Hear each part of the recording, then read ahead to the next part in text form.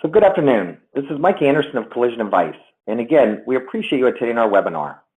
So with it being 2:01 p.m., we're now going to jump into this. So today's webinar is entitled Learn to Research and Research to Learn. How to utilize Toyota's TIS in order to ensure a safe and proper repair. First of all attendees have been muted. However, questions are encouraged.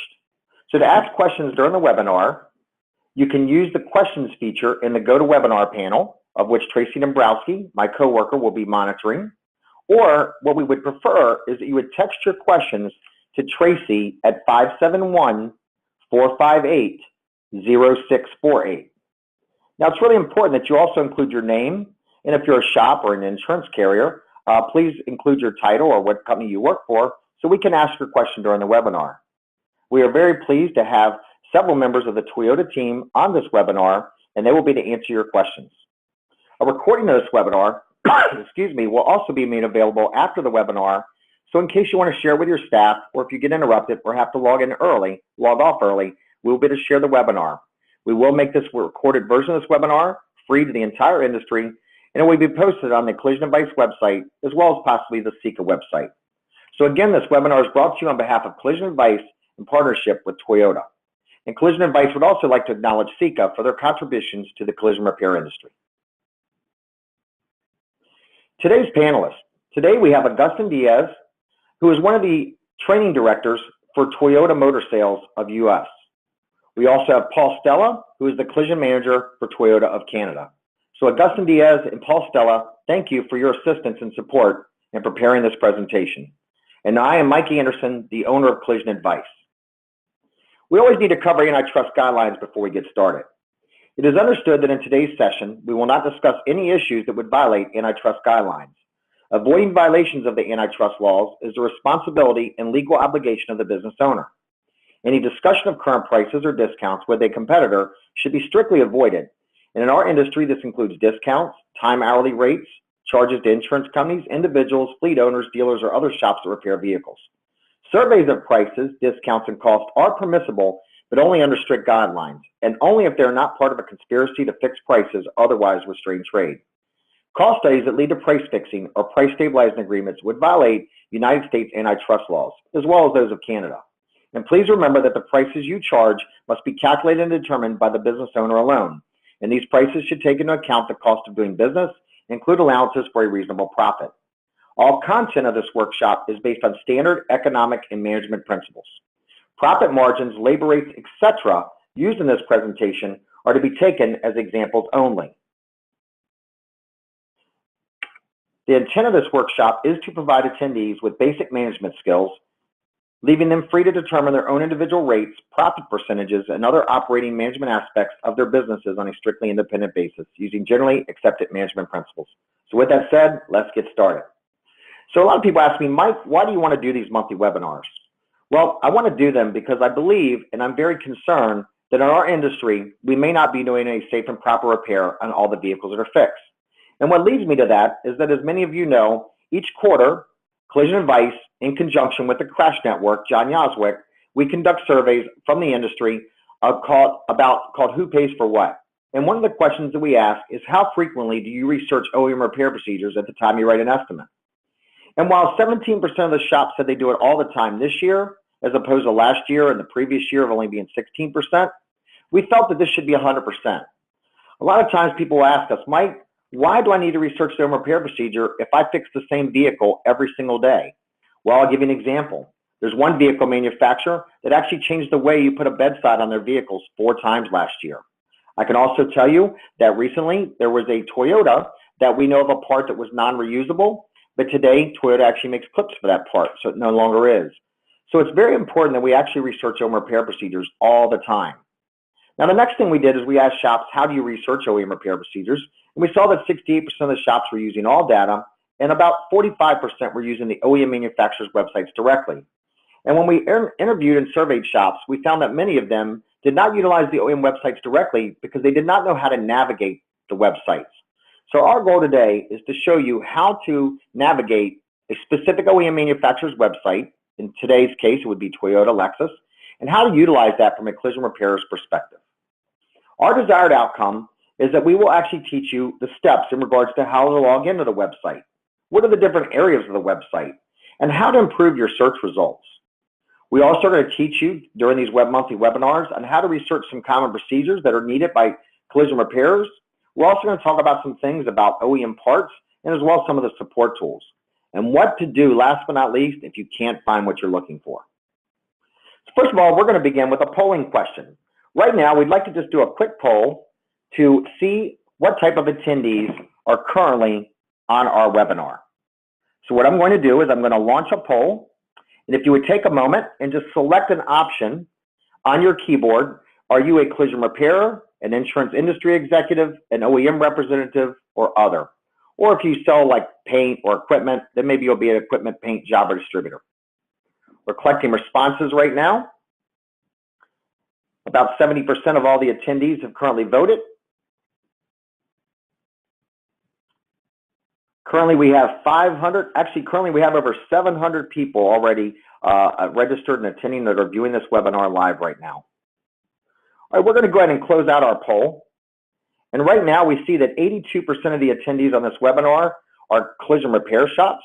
We see that 3% represent either equipment or a paint manufacturer or distributor. 3% are from the insurance industry, 2% OEM representatives, and 10% other. So Tracy, who's with me, I want to make sure now I've closed the poll, I can go back and share my screen. Okay, so let's jump back into our webinar. First of all, how do we access Toyota's TIS? Well, first of all, you will go to this website. No matter whether you're in the US or Canada, it is the same website, techinfo.toyota.com. Now, if you're a current user and you have a subscriber login, you will log in to the left. If you've never accessed TIS before, then you will need to create an account and you will hit the subscribe button. Once you do that, you will see that there are 3 different versions of TIS that are available to you as a user. The first is the standard version, which gives you access to all of the printed materials. The second version is the professional diagnostic version, which gives you printed materials plus the TechStream software to do scanning. And the third is what's called the security professional. Now this is only going to be available to dealers. So for those of you independent collision repairers, I would suggest that you actually subscribe to the professional diagnostic feature. Keep in mind that Toyota's TIS includes all the vital information that you will need to effectively service most 1990 and newer Toyota products. Again, if you have any questions during this webinar, please text them to Tracy Dombrowski at 571-458-0648. Now, one of the other things that we really liked about Toyota's website when we started to research and use Toyota's website is when you go to the first page where you log in at, on the very right-hand side, there was actually a tutorial on how to use Toyota's TIS features. I would encourage you to watch that video. It's not a very long video, and I appreciate Toyota promoting that and providing it on the website.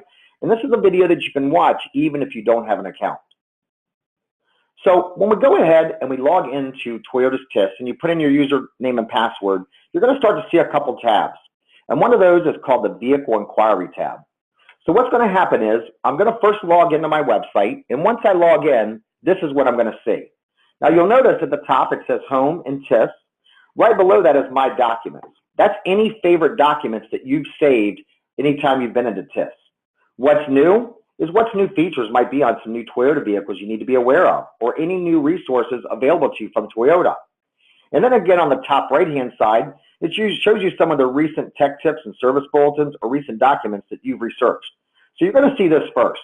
But what we're going to do is once we get into this, we're actually going to select the Vehicle Inquiry tab. Now I'm going to select TIS first. So once I select TIS, I will then go into the Vehicle Inquiry tab. So there's 2 tabs here, Library and Vehicle Inquiry. I will select the Vehicle Inquiry tab, and this is where I'll put the 17-digit VIN in from the vehicle. And what I will do is I will hit the tab that says Lookup. And what it does is it will tell me if there's any specific recalls on that vehicle. It will also tell me if that vehicle the vehicle owner is subscribed to something called Safety Connect, which is, for those of you that aren't familiar with it, would be the equivalent of like what GM has with OnStar. And it's also going to tell you any options that are based on the build data for that specific vehicle. So let's see what happens here. I select Vehicle Inquiry and I put the VIN number in.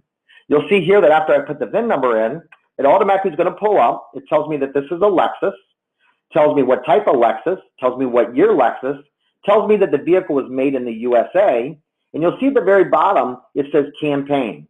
So if there were any outstanding recalls on this vehicle, it would actually show up here for me. Now, the second thing you're going to see is you're going to see where it says telematics description, Safety Connect, and the status will say either active or inactive. This is very important to you as a collision repairer, because if this vehicle has Safety Connect and it is active, it may require you disabling that system before you actually begin to repair the vehicle. If you do not, then Toyota can be notified when you start disassembling the vehicle, and in Toyota's mind, they may think there's a problem with the vehicle, and then they contact the customer, and the customer may end up getting an email. So it's very important for you as a collision repairer to decode the VIN and TIS so you can see if they subscribe to Safety Connect or not. Now, here's an example we found when we found a vehicle that was subscribed to Safety Connect. This was a 2018 Toyota Camry. And what happened was we actually saw an option here that says when automatic collision notification is activated, there's a process you have to go through to disable this. This is going to be very important to all collision repairers in the future before you begin work on any Toyota Lexus vehicle, is to understand if the customer subscribes to Safety Connect. Now, another thing you will see is when you decode the VIN, you will see that it also gives you all the vehicle options. I really like this because what this does is this helps me to make sure I select the right part on the estimate the first time. The other thing it does is some of these keywords like navigation, intuitive park assist. These are some of the things that I'm going to be using in the search feature later on to determine how to do a proper repair on this vehicle.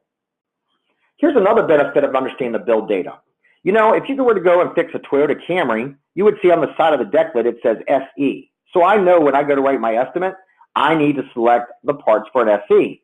However, as many of you are probably aware, when I go to write an estimate on a Toyota Prius will only say on the deck lid that it's a Prius or a hybrid. It will not have an emblem such as the Camry does with the SE. So I will not know what the trim code is on that vehicle. And if I don't know the trim code, I may not select the right part. A lot of times the estimating system, CCC Mitchell and Autotex, while they do get some build information from the OEM manufacturers, they can't always drill down and tell you what trim package is on that vehicle. So the only way you would know is to either decode the vehicle through TIS or call your local dealership so we can select the right part the first time. So Tracy Dabrowski, who's with me as a coworker, said she has a question that someone just texted in. Tracy, what question do we have? So Joe Leroy from ProCare wants to know if you research on TIS, does it flag anything on Carfax? So the question is if you research anything on TIS, does it flag anything on Carfax? And the answer to that, Joe, would be no. When you log into TIS, it will not provide any information to Carfax at all. Thanks for your question, Joe. I also have a couple questions from various people on the cost for TIS.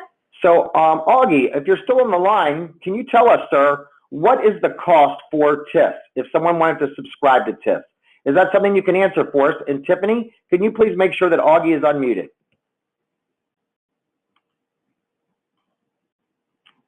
So we're just waiting for Augustin Diaz.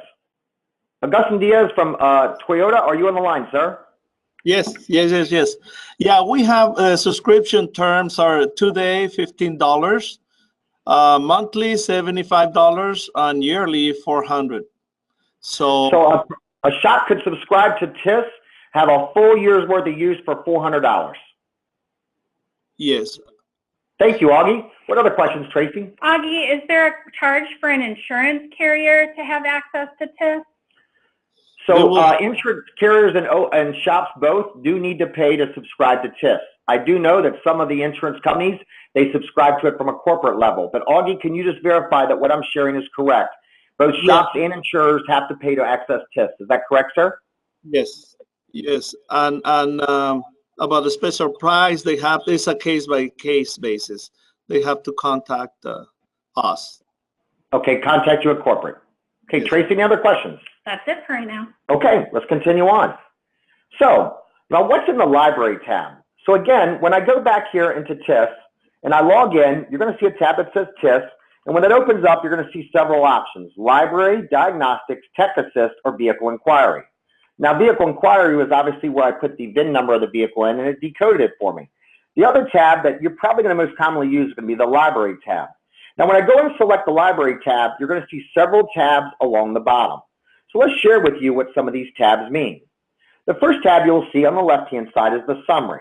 This is going to have a summary of all manuals. The second tab is SB-TT, and that stands for Service Bulletins and Tech Tips. It is in this area that you might find some technical tips as well as service bulletins that may pertain to something like scanning. Then you have QTG, which stands for Quick Training Guides. This would be some quick training guides that might tell you how to perform, for example, like a 0-point calibration. And then you have RM, which stands for Repair Manual. I will tell you that if I had to pick the 2 tabs that you will utilize the most as a collision repairer, RM will be the first. The Repair Manual is the tab you're going to select that's going to tell you how to take a vehicle apart. It's like if you never had a bumper off before, you've never had a fender off before, it's going to tell you how to remove that component. It's also going to have your different specifications, any work notices, precautions, or calibrations. The next tab is EWD, which is electrical wiring diagrams. And then we have NCF, which stands for New Car Features. We're not going to get a chance too much to talk about this tab today in the webinar due to the time restraints. However, I want you to know that I love this tab. I like to look at this tab because it tells me any new substrates that may be on the vehicle, as well as any new pre-accident or pre-collision avoidance systems. Now, the next tab we'll see is SC, which stands for Service Campaigns, which is where you'll find all of your recalls, followed by Accessories. This is where you would find information like if the vehicle had running boards on it or a trailer hitch or something of that nature. And the last but not least is the second tab most commonly used by collision repairers, and that is going to be CR for Collision Repair Manual. This is where you're going to find your information that's very specific to your body specifications, gap dimensions, welding points, and anything having to do with like corrosion protections or paint and coatings. So let's go ahead and move on. Keep in mind that the RM and CR tabs will be the ones most commonly used by collision repairers. Now, let's talk a little bit about how to utilize the search feature within TIFF. So I have one of my coworkers here with me, Tracy Dombrowski. So Tracy, would you share with members a little bit about how the search feature works in TIFF? So the search feature in TIFF uses what's called a Boolean string search logic, which means that you can add some additional terminology when searching for things to get better results. So if you put the word "and" between 2 terms, what it will do is it will look and bring up only documents that contain both items in the search results. If you put "or" between the 2 terms, it'll bring up any document that has one term or the other term in the search feature. And if you add "not" plus another word, it'll look for, like in this instance, recalibration, not ECU. It would eliminate ECU from the search results. If you have multiple words in a string, you can put them in quotes, and then it'll make sure that only those things within the quotes are searched for. Okay, so thank you for Tracy. So one of the things you'll see is that TIFF has a very robust search feature that I would encourage all collision repair industry segments, insurers and shops to both understand how to utilize. Let's give you a little example here. You'll see where we put in the word recalibration and ECU. So you'll see here that what it did was it came up and told us that in this instance there were no technical tips in regards to recalibration ECU. It says no documents found. And then you'll also see where it says Mexico tech tip. That is because there is not uncommon for you to see that there may be a variety of different tech tips based on the country that you're actually repairing the vehicle in or where the vehicle was produced, such as Canada, Mexico, US. You'll see in this case that it said there were 3 documents found that had to do with the words recalibration and ECU. Now, one of the things you can also do is anytime you find a document that you like, you'll see a little star. Select that star and you can actually add it to your favorites. In addition, you'll see in a section where you can rate the document. Yes, Toyota does listen to voice of the customer, as well as does Lexus. So if there's a document that you felt maybe didn't exactly give you what you wanted, it wasn't exactly what you expected, you can actually rate the document. And then what else you can do is you can go to where it says submit a correction.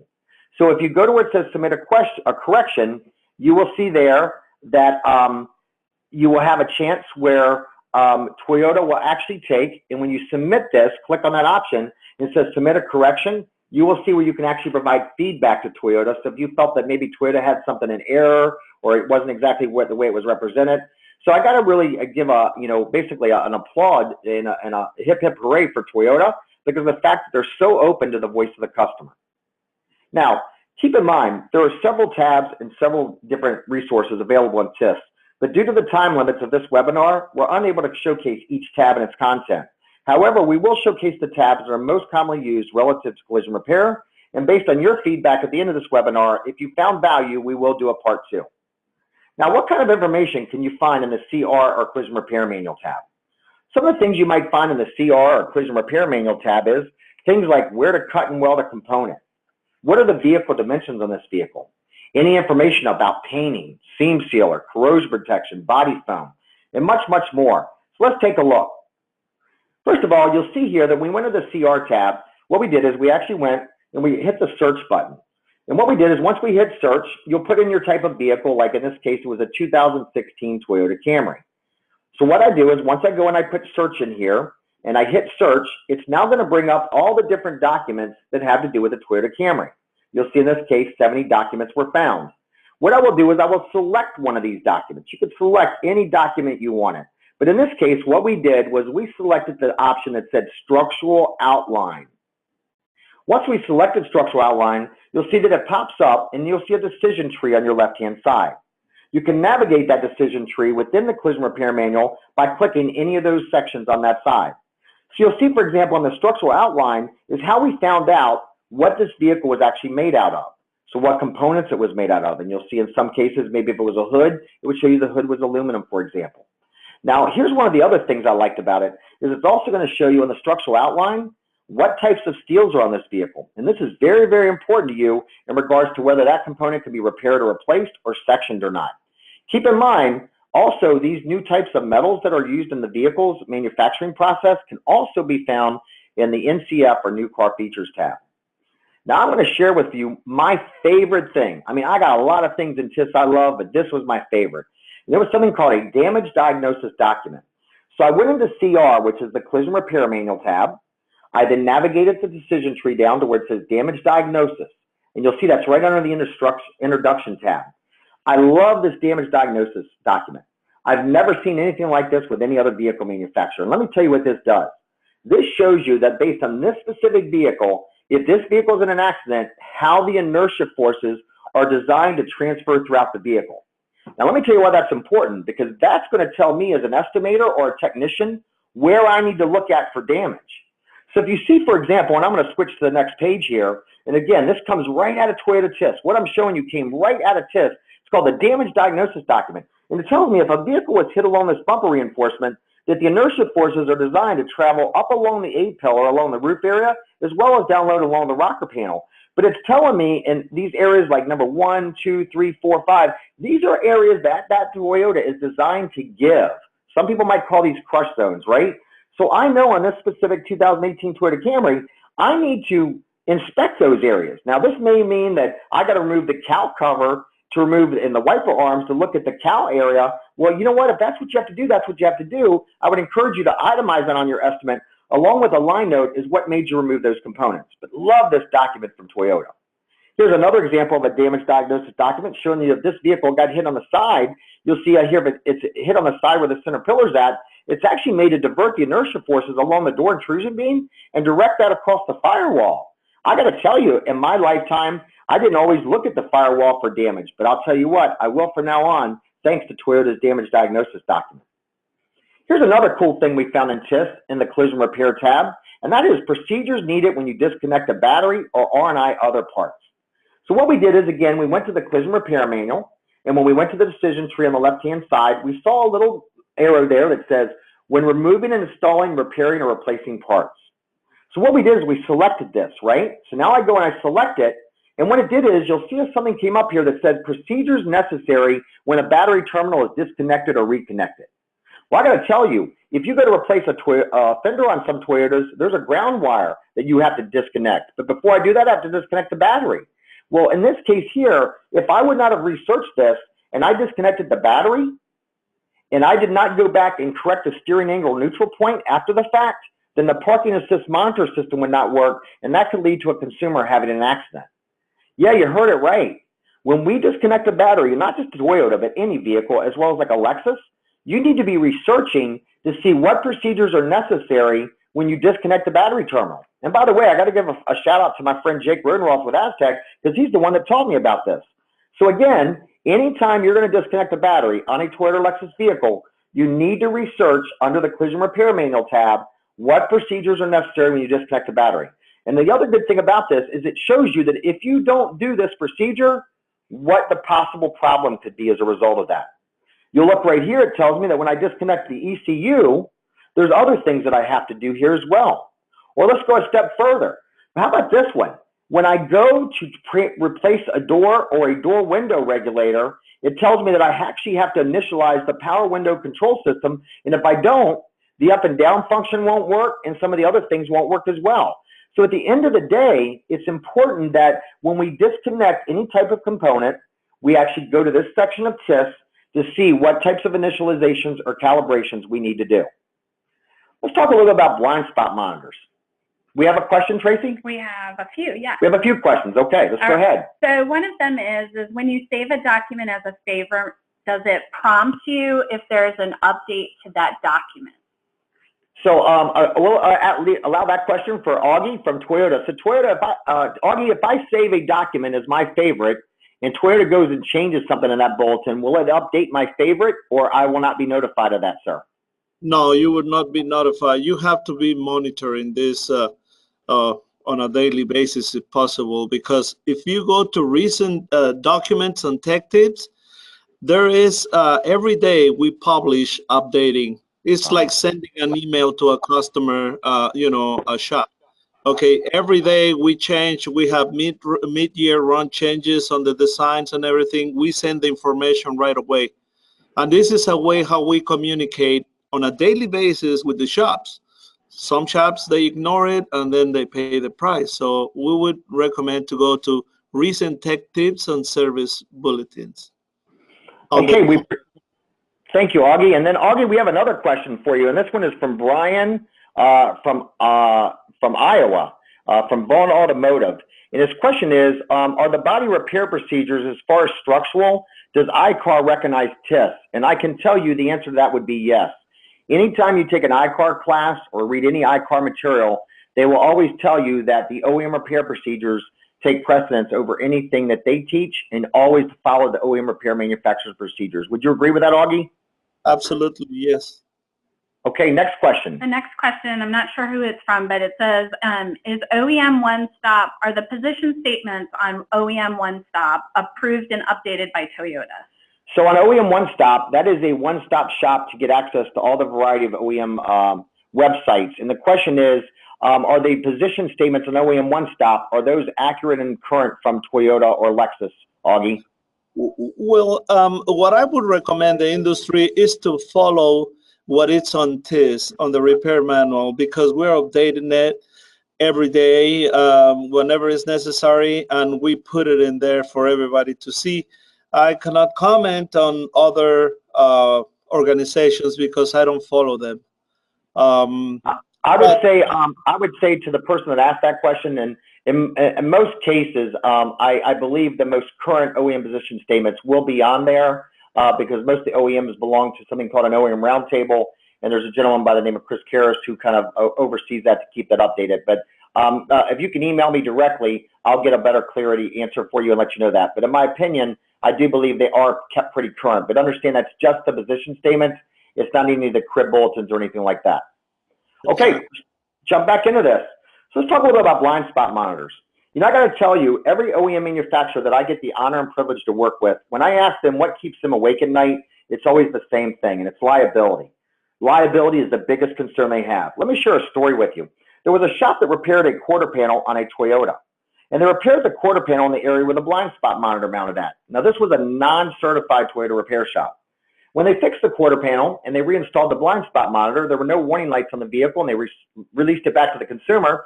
She was driving down the road, went to change lanes, and her blind spot monitor said it was okay, and it was not okay.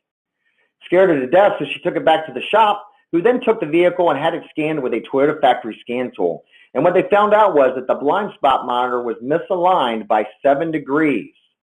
And when you research Toyota through TIS, you will see that Toyota says it has a maximum of a 5 degrees tolerance. And it also requires a very specific calibration. So my concern was how many shops are repairing or replacing quarter panels on Toyotas that may have a blind spot monitor, and what should we do? So what we did is we said, let's go to the authority, which is TIS. So in this case, we went back to the collision repair manual, and you'll see we navigated the collision tree on the left-hand side, and you'll see there was a section with a little plus signs that says when removing, installing, and repairing or replacing parts. Once we selected that, it dropped down and you'll see there was a tab that said precautions for blind spot monitor. So what we did is we researched this, and one of the things we saw in here was that Toyota actually says this: repair or replace the quarter panel, and then check the installation angle of the blind spot monitor sensor. And then what happens is, if the blind spot monitor sensor will not align properly, go back and either re-repair or replace the quarter panel. And so what we need to understand is, it's not just about calibrating the blind spot monitor after the vehicle's been completed. It's about actually checking the angle of the blind spot monitor before you paint the vehicle. So even if you replace the quarter panel, you should check the angle of the blind spot monitor. Then you'll go, and by the way, that also could include reinstalling the blind spot monitor and the bumper cover. And then after we have to take them back off, paint the vehicle, we have to reinstall them again. So this comes directly from Toyota. You'll see what Toyota says right here in TIFF. And by the way, Toyota has a publication they publish quarterly, and it's called the Collision Pros magazine. And this actually came right out of the Collision Pros magazine produced by Toyota in the summer of 2017. And it says, when you repair or replace a quarter panel, check the installation angle and the orientation of the blind spot monitor. And then what will happen is, then you will refinish the vehicle. And once you refinish the vehicle, then you will have to go back and calibrate the blind spot monitor. Keep in mind, the initial orientation and installation angle check will be done with a plumb bob, and there's a certain procedure through Toyota TIFF. The calibration requires the use of a factory scan tool as well as a very specific target. Another thing we learned about was, a lot of times we see that a lot of people really focus on repair versus replace, and we understand that as an industry. But we want to say, you know, with all these new active avoidance systems, how do I know if I can actually use any filler material to repair this bumper cover? It's a big concern that I would have as a collision repairer. So one of the things we did was we reached out to Toyota and said, how will I know if it's okay for me to fix this bumper cover or not? And what Toyota taught us was, again, go into the collision repair manual. And when you go to the collision repair manual, you will actually go to the decision tree. You will drop down. You will see again where it says precautions for blind spot monitor. And you'll see right here what Toyota says in TIFF. The following work is prohibited within the radiation ranges of electromagnetic waves because they might affect the waves. What would that mean? It means putty application or repair of a damaged area may be prohibited. So what we need to do is understand that, yes, you may be able to use some filler in certain areas of a bumper cover, but absolutely not in this area where the radar area is at. Again, you can also make sure that if you're looking for this in TIFF, use the search feature and type in the words such as bumper and precaution. So remember how Tracy taught you a few minutes ago, bumper or precaution. What you want to do is put in the words for search terms, bumper and precaution. Now let's talk a little bit about welding.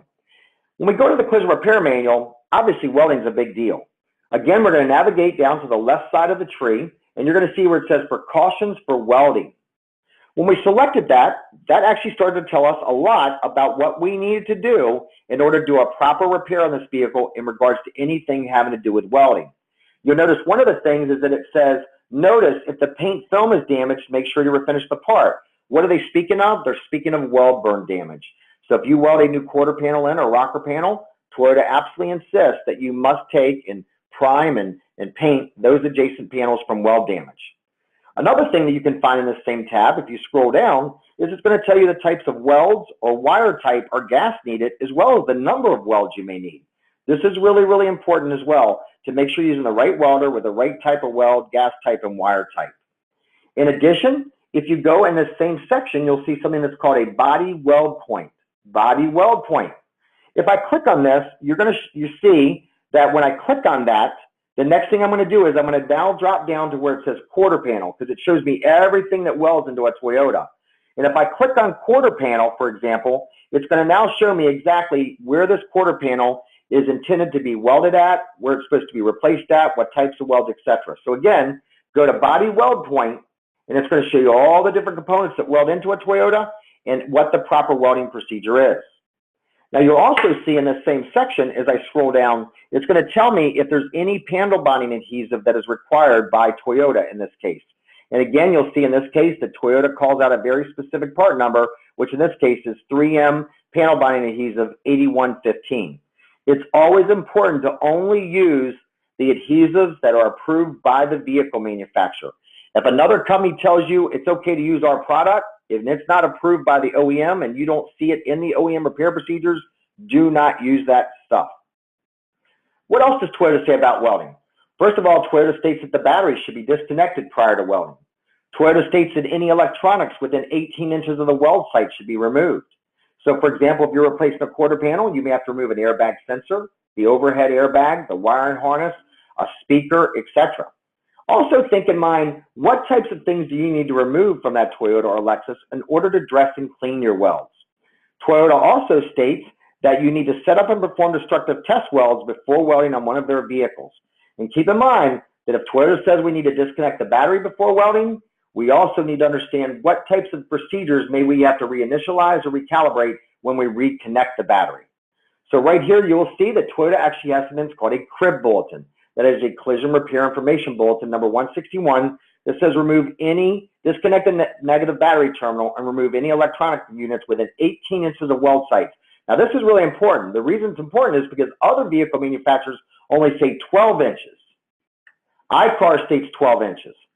Toyota says 18, and the same would apply for Lexus. You also see here that if you were to become Toyota certified and you were to take a welding test for Toyota certification, the Toyota clearly states out in their Toyota training manual that you should always, or it says must, you must always perform a destructive test to your practice welds for performing final welds on a vehicle. So keep in mind, a destructive test weld is also a not included operation. If you're not sure of that, please submit an inquiry to the www.degweb.org website, and Danny from the DEG would be glad to get you an answer on that from CCC Mitchell Autotech. But performing destructive test welds is required by Toyota and is a not included operation. You also see that Toyota has a CRIB bulletin on this, on Bulletin 181. Tracy, you said we have another question. We do. So a couple people want to know, can independent shops be Toyota certified? So currently today, you cannot be a Toyota certified shop unless they are owned by a dealership. You, however, can, if you have sponsorship from your dealership, you can send your employees to factory training. You will not be certified, but you can still gain the factory training that certified shops go to. But currently today, you cannot be a certified body shop unless you're owned by a Toyota dealership. But again, Toyota training is available to you if your dealership will sponsor you. Augie, did I get that correct, sir? Yes, absolutely, yeah. Independents can get training, factory training, and basically that's the most important thing in our industry, to repair Toyota Lexus vehicles correctly and safely for our customers. Thank you, Augie. Another question is, we have another question, Augie? Is there a list of approved welding equipment on TIS? So Toyota does not endorse or recommend specific equipment or require specific equipment in regards to brand names. What Toyota does do, or Lexus for that case, is they give you the specifications for the equipment. Is that correct, Augie? Correct. If you notice in the repair manual, it says you must use a welding machine that it has inverter technology, 10,000, at least 10,000 amps, with a capacity of 685 pounds pressure.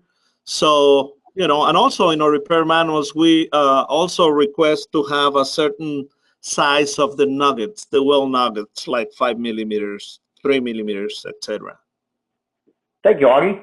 Okay, one more. One more question, Augie. How often does TIS communicate with the estimating databases or all data and the other search methods to update the repair procedures?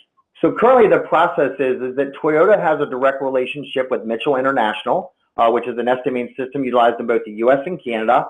And Toyota does have a partnership with them where they supply them with any changes or updates in the repair procedures if they're using Mitchell's Toyota estimating model.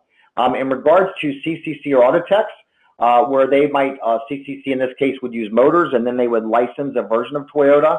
Toyota does not update them when there are changes. It is up to those third-party companies such as AllData or CCC's Repair Methods or anyone else to take it up on their own to research and make those changes. It has been my experience that most of your third-party software providers are only updating the information quarterly versus Toyota might make multiple changes just hypothetically, for an example, in the same month. So that's why it's really important that if it's a very serious thing, while we recognize the use of third parties, that going to TIS directly is always going to give you the most recent information, because while other companies license the information from Toyota, Toyota cannot be reassure you or be assured that those companies are updating it real time. Augie, would you have anything to add to that, sir? Yes, like I mentioned before, on the home page, you have on the right-hand side, you have recent tech tips and service bulletins. That's the, if you notice, if you check it every day, you'll see it that, we update the information on a daily basis practically. So that's the best resource. Okay, we have a question from a body shop in California about blind spot monitors, and we're going to hold that question and a little bit more until we get into it, Tracy. But we will answer your question. Okay, look right here what Toyota says also in TIS. It says that your welding substitutions should match factory spot welds in size, strength, and appearance. If replacement welds are larger or smaller, resize electrode contact tip to match, and do not weld over factory weld locations.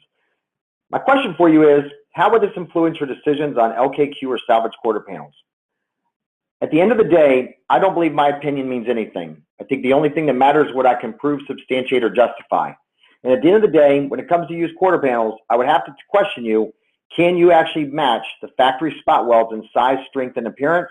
And I think that you would find in this case, in putting a used quarter panel on, you would not. Now, how do you find these crib bulletins? Because a lot of times people talk about crib bulletins. Well, first of all, what you can do is you can go into, obviously we're into TIS, and you'll go into the CR tab, which is Collision Repair tab, and then you can just go in where it says a keyword, and you can just type in the word crib, or if you know exactly what you're looking for, crib welding, and that is how it will pull up all of your crib bulletins for you so you can see them. Now, some of the other things that Toyota has in TIS is under the Collision Repair Manual. You'll see here again on the left-hand side in the decision tree, it says for work notices and precautions. Work notices and precautions. When I look at this, this is where I'm going to find precautions that Toyota may have, like, not to use, I can't repair a door intrusion beam, or I can't, repair a bumper reinforcement. That's where you're going to find those types of information. However, one of the other things you'll find is where Toyota has very specific requirements into how you attach a Toyota or Lexus vehicle to the pinch welds. You'll see that Toyota very clearly states, and this would be in the United States Toyota Crib Bulletin 57, and if you're in Canada, it would be 2027. And they have a crib bulletin that states you must remove all coatings at contact locations that may build up on clamps and reduce their gripping ability. So at the end of the day, we need to make sure that we remove any undercoating or seam sealer from the pinch welds before we put a clamp on a pinch weld. So understand again, how would you classify that on an estimate? That might be prep pinch welds before and after clamp installation. But clearly understand, if you're taking and putting a clamp over undercoating or seam sealer on the pinch welds of a Toyota or Lexus, they consider that an improper repair. Sectioning locations. How do I know when and where I can section something? Well, first of all, Toyota has a crib bulletin on that, and it's crib bulletin 176 that has some very specific requirements in regards to what you can and cannot do in regards to repair methods. One of the things that you'll see is on the right-hand side where it says methods not approved is it says butt joint with backing or a sleeve is not approved. If you're an estimator and you're writing on an estimate to use a sleeve when you're replacing a quarter panel or rocker on a Toyota, that is an improper repair, and it's important to ensure that your technicians are not doing that. Now, if I go to the decision tree again on the left-hand side, you'll see where it says body weld point again. I'm going to go ahead and I'm going to click on that, and as I click on that, you'll see it drops down to a variety of panels. You'll see there, as I drop down, it also says, after I select a component, such as a quarter panel, for example, it's going to come up, and that's where I'm going to find out if I can section that component or if I need to replace it in its entirety. So whether it's a quarter panel or a rocker panel, what I'm going to do is I'm going to go to body weld point. From there, I'm going to click on that. It's going to open up a decision tree, and then I will select the specific panel that I'm going to weld and replace. And then when I click on that, it will tell me if that panel can be sectioned or not, or where it needs to be installed at, again, the proper welds, etc. Let's talk a little bit about adhesives. Obviously, there's a court case that the industry is talking about quite a bit down in Texas, and it was a question about whether structural foams or adhesives could be utilized in repair. Toyota does recommend some panel adhesive, but it is in very limited applications.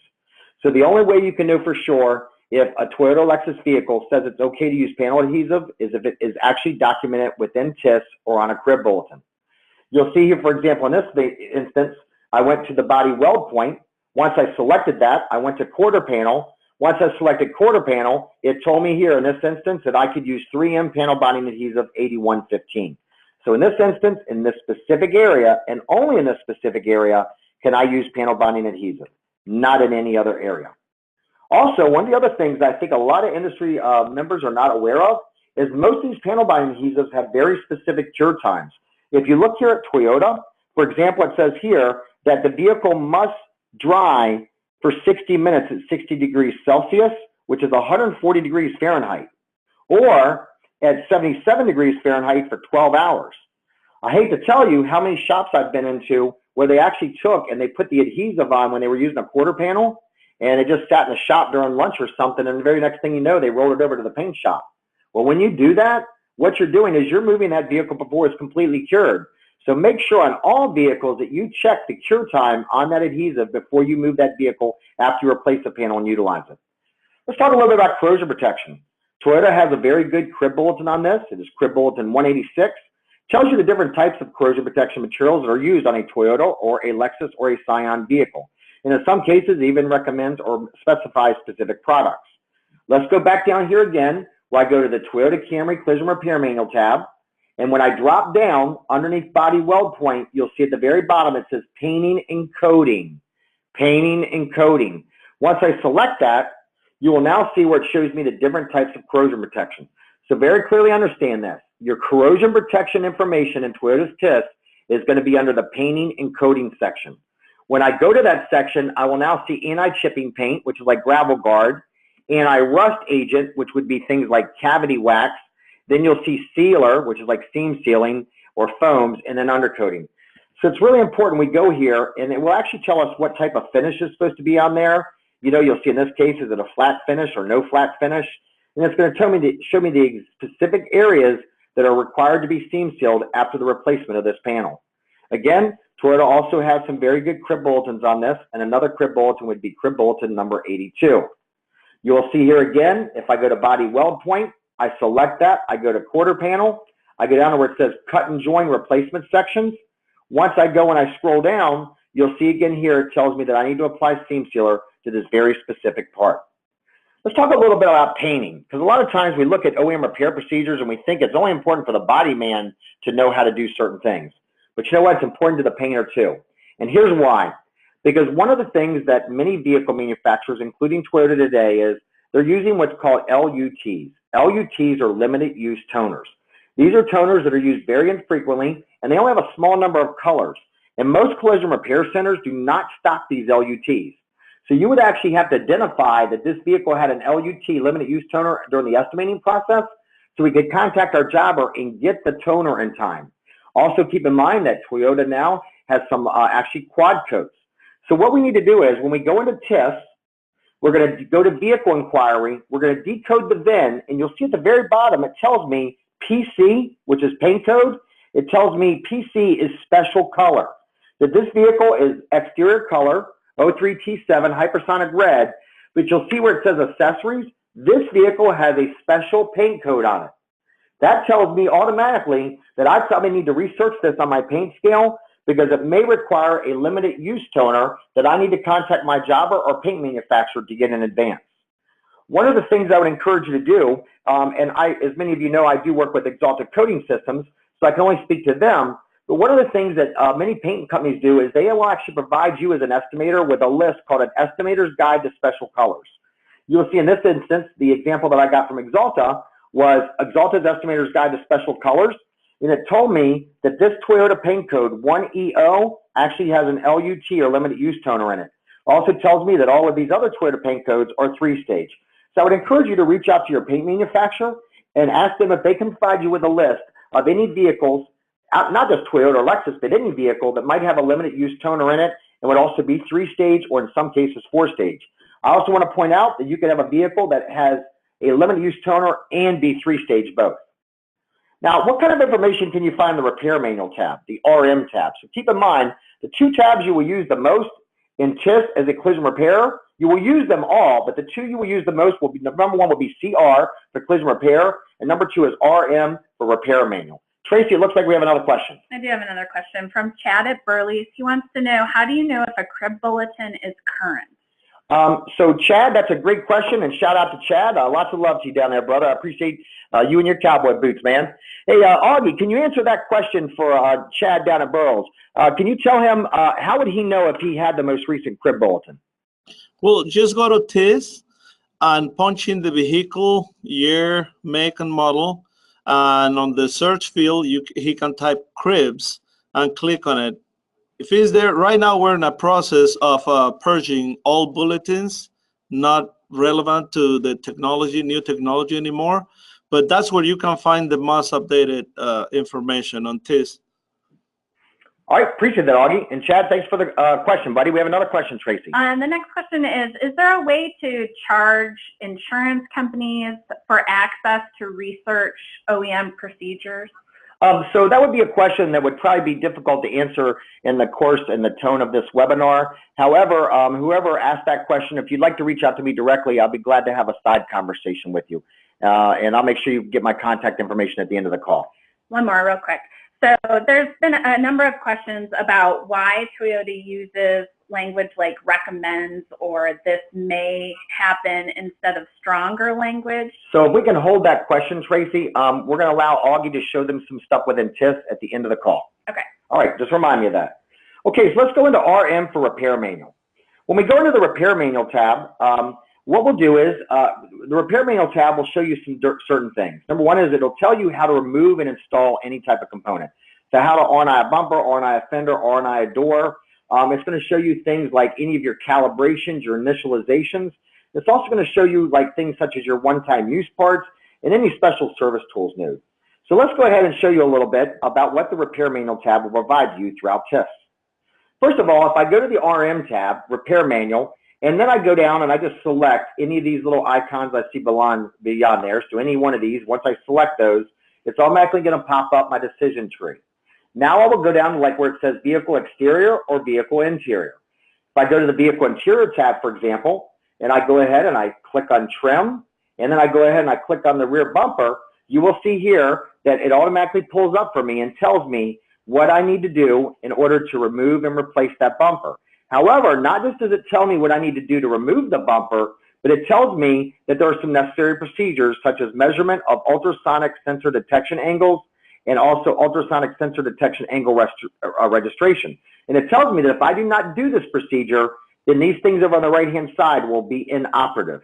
So understand, this is something as simple as I just removed the bumper. So the vehicle was key scratched. It was not even in an accident. It's just a key scratch. But I had to remove the bumper cover in order to paint the quarter panel. Well, after I removed the bumper cover, you can clearly see here that Toyota says there are some recalibrations that need to be done in regards to the ultrasonic sensor detection angle. Understand there are a lot of things that require the utilization of a scan tool that don't involve scanning. One of the other things I'd like to point out to you is anytime you see one of these little blue boxes that says info, that will be a hyperlink, and when you click on that, it will open up and show you more information. So let's look for here example, right? It says necessary procedure after parts are removed. Once I remove a bumper, I actually have to take and I have to do this necessary procedure, and if I don't, these things on the right side will not work. You can see down here, step by step, it tells me how I actually need to do this process. Now, this was something that was shared to us with some of our good friends in Canada. This was a 2018 Toyota Camry. And this vehicle has a feature that's called Park Assist Monitoring, Intelligent Clearance Sonar System. So here's what we need to understand. In this case here, if you just remove the bumper cover on this vehicle, all I did was remove the bumper cover. It wasn't even an accident. I just removed the bumper cover. Once I research it in TIS, it tells me that I have a very specific calibration that I have to do to this bumper cover in regards to the features on this vehicle. You see here on the top right-hand side, it says using the digital angle gauge, measure the angle of each sensor. This would be a not-included operation over and beyond the R&I labor for the bumper cover. However, more importantly is, when we go over here, we will see that Toyota says further in TIS, when the front bumper is damaged or deformed to an accident or contact with other objects, or the bumper installation on the bumper is repaired, it is necessary to perform millimeter wave radar sensor adjustment. It says it is necessary.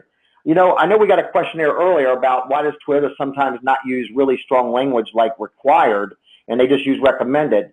I will tell you in the position statements, you will generally find, verbiage like recommended, but where you find the strong words at is when you really dig down into TIS, like in this case where it says it's necessary.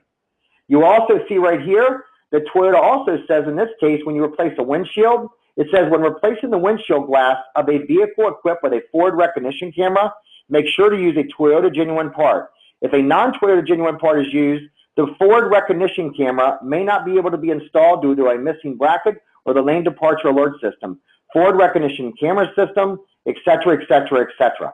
And the bottom line is basically what it's telling us is that these safety systems may not work properly if we use an aftermarket windshield.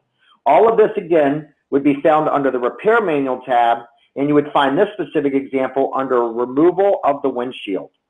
Let's talk a little bit about special service tools and special service materials. Special service tools and materials can be found under the RM or the Repair Manual tab. Once I select the Repair Manual tab, my decision tree will pop up. I will go into where it says Preparation. Again, I'll say that word again, Preparation.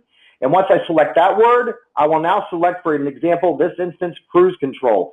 And now what it does is it automatically shows me all the different tools that I will need in order to do a calibration of that adaptive cruise control. So it's not just enough to have a scan tool, it's going to show me the specific targets that I'm going to need. You will see also here that if I look at like the door latch and the door hatch, it actually tells me there is a specific adhesive that is needed for this area as well, and it gives me the part number. Let's talk about non-reusable parts. One of the things that Toyota does a great job of in their Toyota TIS is it shows you a symbol to show you when a part is non-reusable. That means a one-time use part. And that is anytime you see a black dot. So if you're taking this webinar right now, I'd like you to take a pen or pencil and make a note somewhere and draw yourself a dot. Anytime you're in TIS and you're in the OEM repair procedures and you see a black dot, it means that part is one-time use and it must be replaced, even if it's not identified in the estimating system. So if you look here, Toyota actually has a key. A black dot means a non-reusable part. You'll see the arrow means that that part requires a multi-purpose grease, and you'll see that the asterisk means it's a pre-coated part. So that means it could be like a ceramic coated part or something. So in this instance, if you were replacing a door or a door skin, you will see that there are 6 different black dots that Toyota says these parts are one-time use and must be replaced. So how would I find that, for example? Well, all right, so I'm in my Repair Manual tab. From there, I go to Vehicle Exterior. From there, I click on Door. Once I select Door, it pops up, and all of a sudden, I see 2 black dots there. One of those black dots tells me that the front door service hole cover is a non-reusable part. That would be the vapor barrier or moisture barrier. So again, it's really important that any components you replace, you go into TIS, you look at those components to see if there's a black dot. Now, Toyota also has a crib bulletin that you can use to prove this to an insurance carrier if you need to, or an insurance carrier may need to use it to prove to their supervisor, I had to replace this part because it was non-reusable. On Toyota Crib Bulletin 188, it says Toyota does not recommend that you reinstall non-reusable parts. Those would be, for example, tail lamp gaskets, inlets, clips, grommets, etc. Also washer nozzles. Now, Toyota does have an electronic parts catalog that the industry can actually access. You can access Toyota's electronic parts catalog, and it is free. However, understand there are some differences between the parts graphics you see in the TIS and the parts graphics you see in the electronic parts catalog. TIS will not give you part numbers. An electronic parts catalog will. TIS will identify for you what's non-reusable with a black dot. The electronic parts catalog does not. So it's not a matter of using either or. It's a matter of actually using one to complement the other. Let's talk a little bit about bolt torque specs. One of the things that's very concerning to me is that people don't always take and torque their bolts back to the proper specifications it should be. You'll see in this example right here, when we went to Repair Manual, we went to Vehicle Interior, and we looked at the seat belt, that there are very specific bolt torque specs for seat belt bolts. So if you have to remove a seat belt for welding purposes, like on a quarter panel or a center pillar or rocker, it's really important that you research for your technician what the torque specs are on this. Also, keep in mind that some of your Lexus vehicles will have a ceramic coated bolt. That's for some of their aluminum panels. Those ceramic coated bolts, if you torque them too tight, you'll crack the ceramic coating and it will cause galvanic corrosion. So it's very important that you research your torque specs on something as simple as a hood bolt.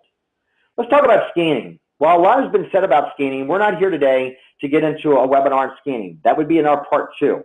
One of the things I want you to see, though, is in Toyota's CRIB Bulletin 191. It says, considering the fact that a capable scan tool is the only way to identify some DTCs, Toyota requires that repairs, and you see right here it says the word requires, does not say the word recommend. Toyota requires that repairers perform a health check diagnostic scan of a vehicle sustained damage. So at the end of the day, that is a case where Toyota uses a strong word. But keep in mind, it's not just about scanning the vehicle. It's also about initializations. It's also about calibrations. One of the things that Toyota and Lexus state is that if a vehicle is in an accident, you must do a seat calibration on it, what's called a 0-point calibration, and depending on the year of the Toyota or Lexus. Basically Toyota and Lexus state that you need to do this even if the vehicle is unoccupied, even if the airbag did not deploy. And if you do not do it, there's a possibility the airbag may not deploy in the proper timing in the future. This again, Toyota has a CRIB bulletin on this, CRIB Bulletin 177. Don't forget, when you disconnect a battery, Toyota has very specific procedures of things that may need to be initialized or recalibrated after you reconnect the battery terminal. Also, Toyota requires some specific seat weights or specific targets for some of these calibrations, and those can be found again in the repair manual. Also, a couple other things about scanning. If you go to Toyota's website, which we're going to show you in a moment, crrtraining.com, they have a section where they have all their Collision Pros magazines, and this is the publications that Toyota publishes quarterly. One of the things that Toyota did in Collision Pros of fall 2016 was they published an article to debunk some of the myths that people have in regards to scanning. For example, somebody submitted the question, if the dash lights are operating and there are no warning lights, is everything okay? And Toyota's response was, there are actually plenty of diagnostic codes that are not linked to warning indicators in the dash.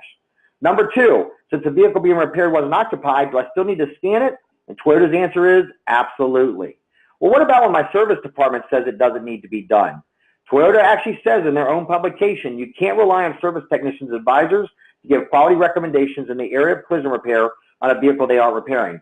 So at the end of the day, ladies and gentlemen, Toyota actually has what they call Mythbusters in their Collision Pros Fall 2016 magazine.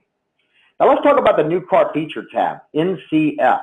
And by the way, we're about 10 minutes to being completed. So I know you've been hanging in here for an hour, but we want to just get the rest of this done, and we hope you're getting value out of it. So what's in the new car features tab? Again, I love this tab. What it does is it's going to give me a general overview of the different components around this vehicle that may be new, especially if it's a pre-collision system. So let's look at this, for example. We have a brand new vehicle, and it was a 2018 Toyota Camry, and we went to the NCF tab, New Car Features.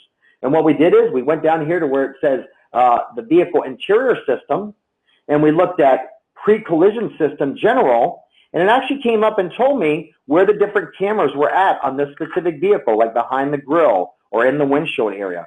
And these are the types of things that we need to know.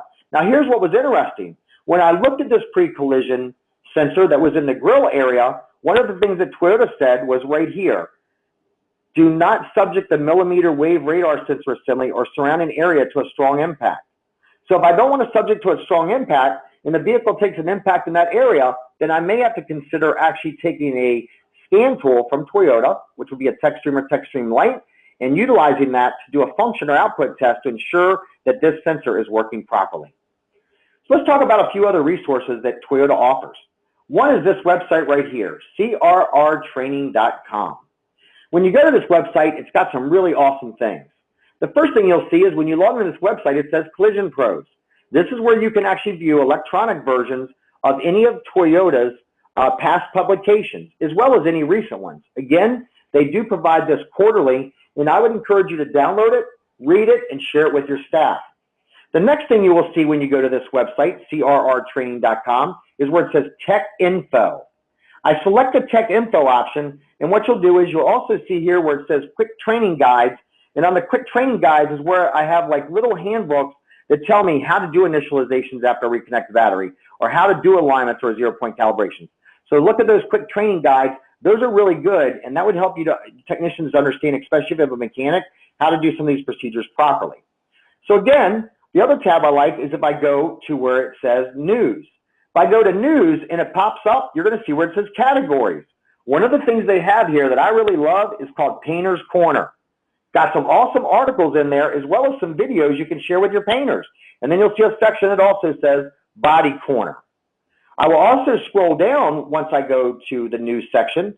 And when I scroll down, you will see that it shows any training news that may be available, like the blind spot monitor or blueprinting the future. And then if you scroll down, you'll see a section that says videos. And there are some great videos in here that Toyota provides for free to the industry in regards to like how to perform a health check that was done by our great friend at Toyota, Eric Mendoza. Now, what are the resources if you can't find what you're looking for? So you went into TIS and you spent 3 hours in it and you just can't find what you're looking for.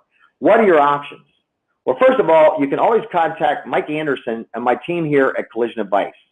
We're always here to help you, support you, and encourage you in any way we can. However, you do have some other resources. If you can't find what you're looking for on Toyota's website or their crrtraining.com website, your first step would be to contact your local dealer. And if not, Mr. Augustin Diaz from Toyota has been nice enough to share his personal email address with everybody that is on this call. So again, at the end of the day, Toyota is making themselves available to you because they really want to support your efforts to do a safe and proper repair. Now, Toyota also has a couple of new things that they'd like us to share with you. One is that Toyota actually has a new announcement they've made in regards to a value line of Toyota radiators and AC condensers. So Tracy, if you'll help me, we're going to play this quick 2-minute video for everybody, and we hope to have them off the call within the next 5 to 7 minutes. Sharing. Until now, replacing radiators and condensers meant making a choice between expensive original equipment or questionable aftermarket parts. The new genuine Toyota radiator and condenser product line bridges that gap, offering genuine Toyota radiators and condensers at competitive prices. These aren't cheap universal fit products either. Despite being available for over 20 million vehicles currently in operation, each component was meticulously designed and tested to Toyota's exacting standards, meaning that you'll get the right fit, the right part, and the right price every time. With Toyota's unrivaled engineering offering exact product-specific fits, these radiators and condensers match the performance of original equipment parts at incredibly competitive market prices. This product line is visible in all major estimating systems and is available now at Toyota dealers across the country and comes with Toyota's genuine parts warranty.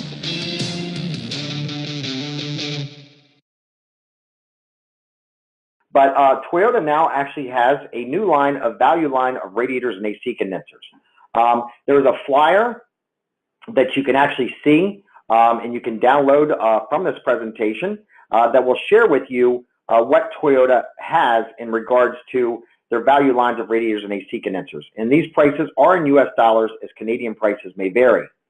So how do you set this up within your estimating systems? Well, if you're using Auditex for estimating, there's no special setup is required. The parts are visible by default whenever it's available. If it's available through your dealer, it's automatically going to pop up. If you use CCC1, currently you do have to set it up in CCC1. However, CCC1 is moving towards like Auditex, where it will automatically just show right up in your estimating system. And it will show up under Opt-OE. And then if you use Mitchell, there's no special setup required in Mitchell. The parts are visible by default whenever available. And again, there's no custom settings. Again, it will also show up on the estimate as a Toyota genuine part. So you'll see here where it says genuine Toyota value line and then original equipment. Also, the local part is the economy line if you go into Toyota's electronic parts catalog. So if you decide to go into Toyota's electronic parts catalog, you will actually see it show up as the local part or economy part. Now, Augie, I know you had some comments that you wanted to share with the audience in regards to aftermarket radiators and AC condensers. So Augie, can you go ahead and jump on in there, sir? Yes. Can you put the position statement and cautions that we had in there? So what I'll do, Augie, is I'm going to make you the presenter, and you can actually share your screen with everyone. Okay? Okay. So ladies and gentlemen, we're actually going to turn the screen over to Augustin Diaz with Toyota Lexus right now, and Augie is going to share something in his test. So Augie, we can see your screen. Take it away, sir. Okay. I just want to inform the industry, and this is in response of the person who was requiring a stronger language in their CRIB bulletins. This is a position statement from Toyota, and look what it says. These contents do not include all necessary items of a repair and service. This manual is made for the use of persons who have special techniques and certifications. Now, if an uncertified technician perform a repair or service using only this manual or without proper equipment or tools, this might cause severe injury or to you or other persons. Now, it might cause damage to your customers' vehicles. Okay, so it's really important to use this manual along with the classes that we teach. We teach you how to use it properly. And also, look what it says here. If part replacement is necessary, the part must be replaced with the same part number or equivalent part. Do not replace it with an inferior quality part. I mean, here, Toyota Motor Company is being really specific, and this is not, somebody can interpret it their own way. This is not a recommendation. This is a direct order. If you work on Toyota's and Lexus vehicles, you must follow these guidelines. So this would answer some of the questions about the collision repair bulletins. Sometimes we don't need the collision repair bulletins because we have direct orders from Toyota Motor Company. Now, lastly, I want to point out to this. It is important to note that this manual contains various cautions and notices that must be carefully observed in order to reduce the risk of personal injury. Okay, so this is not just something that we recommend. This is an order basically from Toyota. So it is important to understand that these are not exaggerations and are possible hazardous consequences that might result from failure to follow these instructions. So that's what I want to point out. And if I have a couple of minutes, I can give you an example of the parts replacement, using OEM. For instance, in our vehicles, we have the new plug-in cars like Prius Prime, like RAVs. Now, these batteries are special batteries that have a special blanket around them, and they have to be in optimum temperature in order to perform properly. Now, when there's too cold, we have this blanket has some TC filaments to keep them warm. And when it's too hot, they use the AC system to keep them cold, right? Well, if you use an inferior, let's say, radiator or AC condenser, the temperature, the pressures that the low side and the high side, they're higher than the regular cars. Like, for instance, on a regular AC, the low side is between 50 to 80 PSI. Okay, on the high side would be 250 to 400 PSI. Well, on these cars, they go way over that. If you use an inferior part, they're going to split right at the tanks, and Freon would escape, your battery would overheat, and the warranty would be void. So let's prevent accidents and use what Toyota recommends. Use OEM parts. Okay? That's my Thanks, Augie. Okay. So we've gotten a few questions, like one from Tiny at Wilson's Body Shop asking, do the value parts void any of the factory warranties if they go bad? Oh, no. Well, these are OEM, right? So no, absolutely. On the contrary, if you use inferior parts, the warranty is void. That was the whole point. You know. But if they use Toyota's value line, that will not affect the warranty, correct? No, it does not affect the warranty. No. On the contrary, that's what we want you to use. Yep. Okay. Yeah, the warranty is not affected at all. Okay, perfect. So I know that Toyota has a scanning position statement, but we got some questions from Aaron McWilliams asking what years of Toyota vehicles require a scan. Well, there are several. They have to look at the repair manual. And usually, the new vehicles like from 2012, 13, 14, 15, 16, 17, and 18. But it would be smart to do it, every vehicle that comes into the shop, scan it, because you're going to have documentation of what's previous damage and what damage you're supposed to repair. And then whenever you finish the repair, then you have documentation that there's no codes in there. So I would scan all of them. You know, every car that has a computer, you know, needs to be scanned, in my opinion.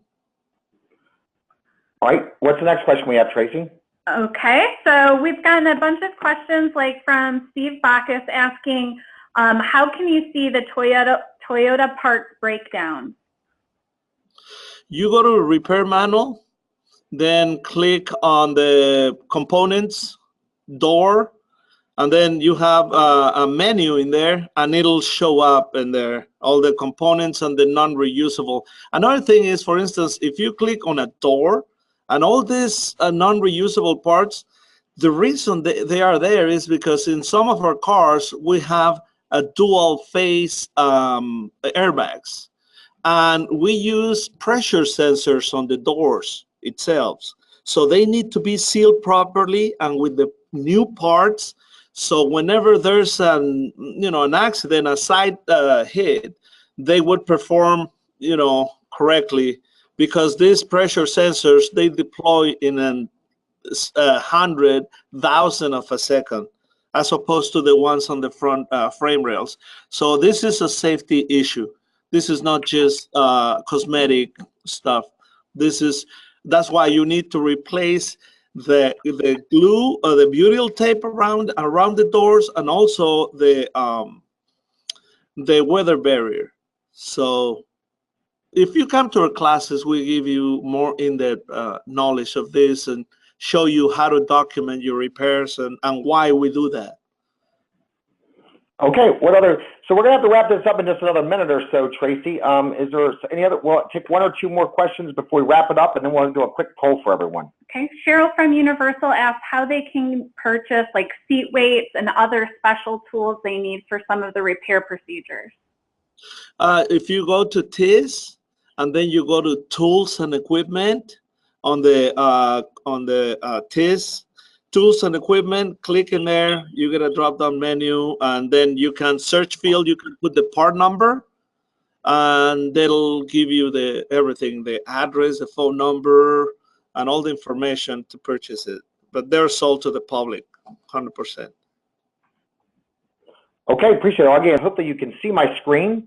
Our next webinar is scheduled on Friday, March 23rd at 2018.